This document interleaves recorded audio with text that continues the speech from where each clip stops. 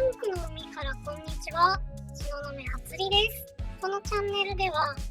1本目の動画からたまにはつりが全身撮影をしているんですけど、最近この動画はどうやって撮影しているんですかってコメントや DM がたくさん来るんですよね。はつりは実在しているので、何って普通に撮影しているだけだがって言いたい気持ちはあるんですけど、 VTuber が現実に出てきて撮影をするというのはどうも高度な撮影技術が必要らしいんですよね。普段は話を合わせて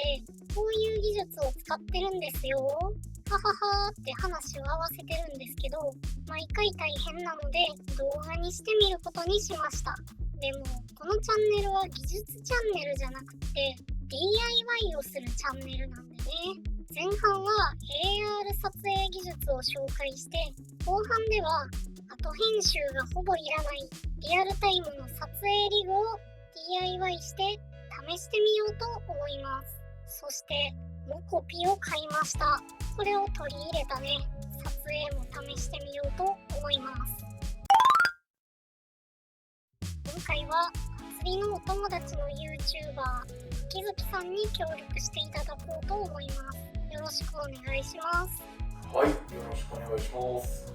秋月さんはゲーム実況や TRPG、経営されている VTuber 事務所のお話などをされているので、ぜひ見てみてください。まずはレベル1っていうことで、モーションをとって全然関係のない背景に合成してみます。釣り式 AR 撮影では基本的には TDPT という iOS アプリを使うのが一番お手軽です。 AR 撮影はね、もう TDPT だけあればいいです。 iPhone のカメラからリアルタイムでモーションを撮って保存したり、一度普通に撮影してから後処理でグリーンバックのレンダリング映像を作ることができます。撮影の時にカメラの写りだけじゃなくてレンダリングを気にしないといけないのは大変です。企画に集中できなくなっちゃいますよね。好きなカメラで撮って後処理で VTuber のグリーンバック映像をレンダリングするのがおすすめです。後処理やとより重たい処理をする高性能な Windows 版の TDPT も使えます。 TDPT はリアルタイムにモーション画像を作れるんですけど、カメラ映像の特徴点を使ってポーズを推定するので、くっきり映っているかどうかでモーションの品質が変わってしまいます。今回秋月さんは暗めの服を着ているので、今撮影した映像を3つの明るさにして比較してみたのがこちらです。服の色が暗いので、暗い映像では全体的にモーションが震えていたり、体が重なった時にモーションが崩れてるのがよくわかると思います。今回は暗めの服を着ているので、明るくした映像の方は服が重なった時に影で服の輪郭が分かりやすくなっていますよね。逆に日中の外やと明るい服を着ていると服の輪郭が分からなくなってモーションが崩れやすくなったりします。ライティングに結構気を使うので TDPT を後加工で使うのがおすすめです。モーションができたらね、好きな背景に合成するだけです。カラーをいじってあげると背景とよくなじみます。次はレベル2、背景から人を削除して人物を置き換えてみましょう。旅行に行ったり作業をしたり、その場所で自分を撮影して自分の映像を消すことができれば、モーション用の動画とぴったりマッチする背景用の動画ができて一石二鳥ですよね。現地での収録が簡単になります。そこでさっきモーションを作った映像から秋月さんを削除してみましょう。まずは秋月さんがフレームインしている動画を撮るついでに入っていない動画も撮っておきます。この画像を使うと動画から特定の人物だけ削除するマスクを作ることができます。この伝統的な手法を使うとマスクの外は普通に動いている動画を利用することができます。見てください。秋月さんは消えてしまいましたけど、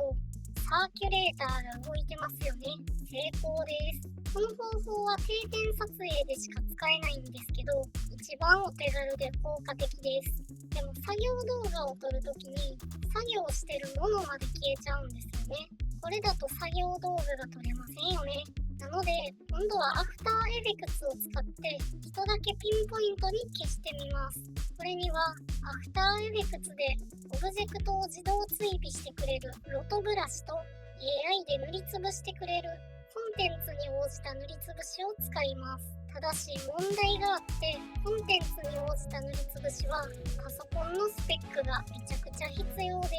す。しかも一気に長い時間塗りつぶせば塗りつぶすほど指数関数的に時間がかかってしまいます。初理の PC やと7秒塗りつぶすと30分ぐらいかかりますかね。2秒だと30秒ぐらいかな。試しにこの辺りから2秒ぐらい消してみましょう。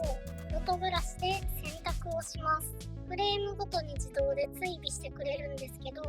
手は肌色なのでいろんなところに溶け込んでしまってよく外れます。濃い色の手袋をするのがおすすめです。コンテンツに応じた塗りつぶしをする前に編集範囲を設定しないと動画の長さ分処理に時間がかかってしまいます。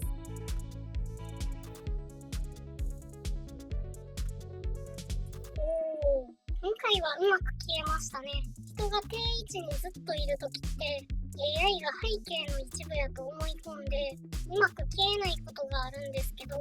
フターエフェクツ2023のアップデートで直ったのかな。うまく消えないときはこんな感じで消したい範囲を人がいないときの画像で挟むと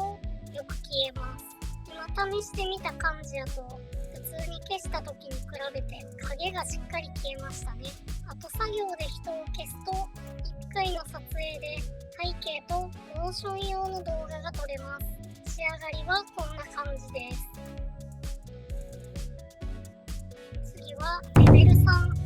上作業をしてみましょう。これは TDPT には意地悪な撮り方になるんですけど、体の前に机が来るので防音推定が難しくなります。でもかなり頑張ってますね。ちょっとピクピクするくらいですね。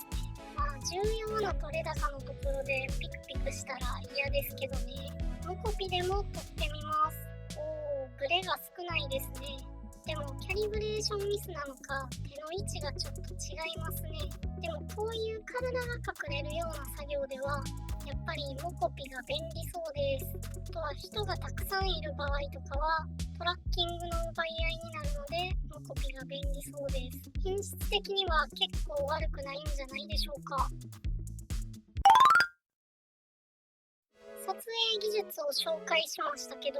ちょっとレベル2とか3はしんどいですよね。あとは現場での収録の取れ高を目視でちゃんと確認しておきたい気持ちもあります。ライブとかもしたいですよね。そこでリアルタイムにクロマキー合成ができる機材を使ってリアルタイム合成ができるリアルタイム AR 合成リグを作りました。なんか5キロぐらいあってでかいんですけど、ショルダーリグに乗っていて運びやすいのでモバイルです。ATEM Pro Mini ISO エクストリームっていうこのプロ機材を使って加工したカメラの映像2つのオーバーレイと iPhone のグリーンバック映像をリアルタイムに合成していきます。カメラ映像を加工してる部分では遅延が出るので元のカメラ映像だけ HDMI 信号を遅延させる機材も入れてます。まずはレベル2の AR 合成をやってみます。左のモニターにはカメラが入力されていて、タッチパネルでグリーンバック映像を作ることができます。カメラの映像は一時停止することができるので、これでマスクを作ります。このシステムはパソコンなんですけど、サイズが大きくなってしまうので、ラズベリーパイで専用の装置を作りました。ラズパイで動いているアプリも初リが作りました。ウェブアプリなので、ネットからアクセスして無料で使ってもらえます。人物がマスクされたので、人物を消しながら TDPT のキャラクターが出ています。部屋が暗すぎるのか、TDPT の動きが安定してませんね。ちょっとこの撮影部屋が暗すぎるので、手出しするのは難しそうなんですけど、そういう時もね、ATEM Pro Mini Extreme ISO では ISO 収録という機能を使ってこの機械に入っているすべての映像を録画することができます。さらにダヴィンチリゾルブのプロジェクトデータもそのまま保存されるので、この合成された映像を一つ一つ編集することができます。やばいですね。動画の明るさを上げて TDPT のモーションを取り直した結果がこちらです。やっぱり動画を加工してあげると TDPT の性能素晴らしいですよね。見違えるようです。最後にレベル3の作業動画を撮影したいと思います。今回は右のモニターを卓上の映像のオーバーレイ映像に設定しています。これでムコピのアバターの上に机を重ねることができました。ちょっと編集してみたんですけど、これめちゃくちゃいいですね。これから使うかも。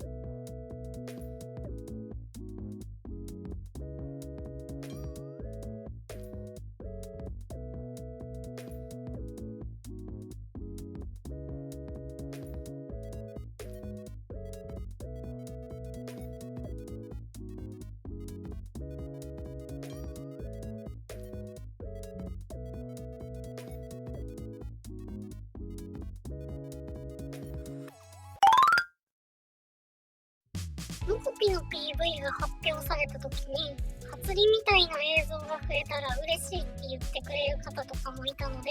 今回はモコピのリリースに合わせて AR 撮影リグを作ったり、いくつかの撮影技法を紹介しました。撮影リグとか一回組んでみたかったので楽しかったんですけど、ATEM Mini Extreme ISO だけで20万円ぐらいするので、もともと持ってたやつとかもあるのでそこまでかかってないとはいえ、ちょっと駆け出し個人 VTuber にはふさわしくないですよね。オペレーションもワンオペやと大変ですからね。